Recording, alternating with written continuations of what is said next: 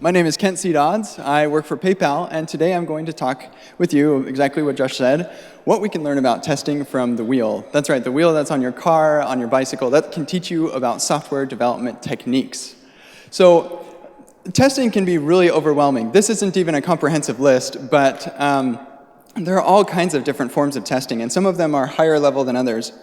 The reality is about testing that all of these different forms of testing overlap, and they cover similar things to other forms of testing. And so you might be fooled into thinking that you can apply one or two forms of testing and you'll be good and ignore the rest. But my hope is to convince you that if you're really considered about your applications, you'll implement all of these forms of testing. So when testing a wheel, in our metaphor, we're going to consider the car to be our application and the wheel to be the specific component that we'll be testing. We'll start out with unit testing and we'll work our way up. So when you're unit testing a wheel, one of the things that you want to do is make sure that it's round and that it rolls. And this is seriously, I think it's a real sport. They're rolling down a tire down a ski jump, but it's passing our unit test, so that's good. The next thing is you want to make sure that your tire can hold the pressure for the vehicle that it's going to be carrying. And so here we're testing the PSI that this ginormous tire can withstand to make sure that it can take the pressure for the vehicle to carry.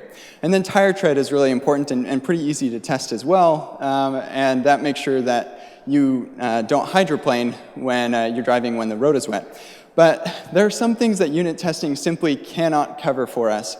And in this example, that tire is passing all of our unit tests, so things are good, right?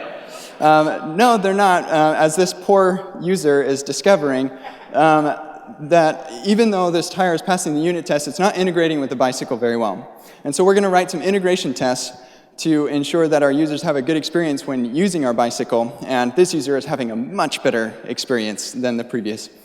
But the challenge with integration testing, though, is it still can't get us all of the way.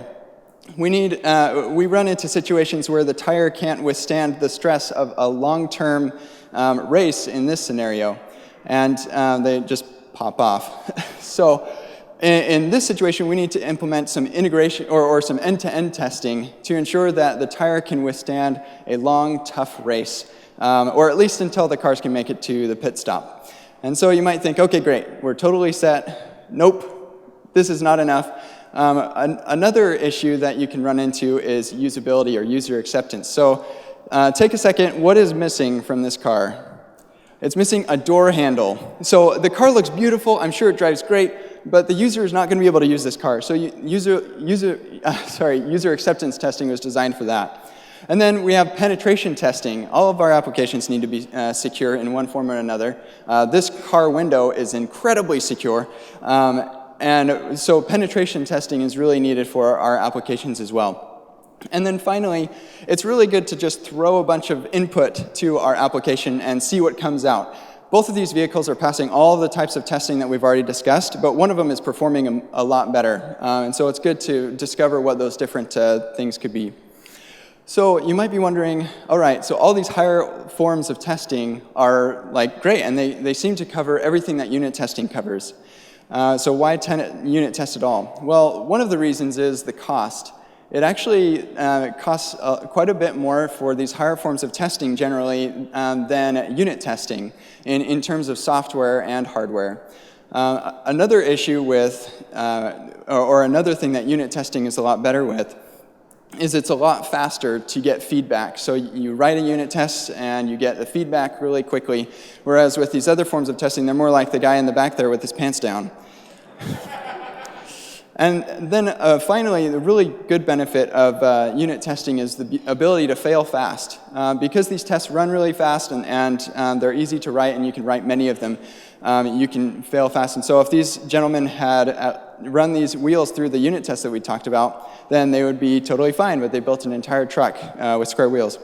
Finally, we need to remember that our goal is to deliver an awesome experience to our users. And if they can't use our applications because our tests aren't, or because our applications aren't tested, that's not going to be good for them. So I just want to say thank you. I hope that this encourages you to look into the different forms of testing and see how they apply to your applications. Thank you very much.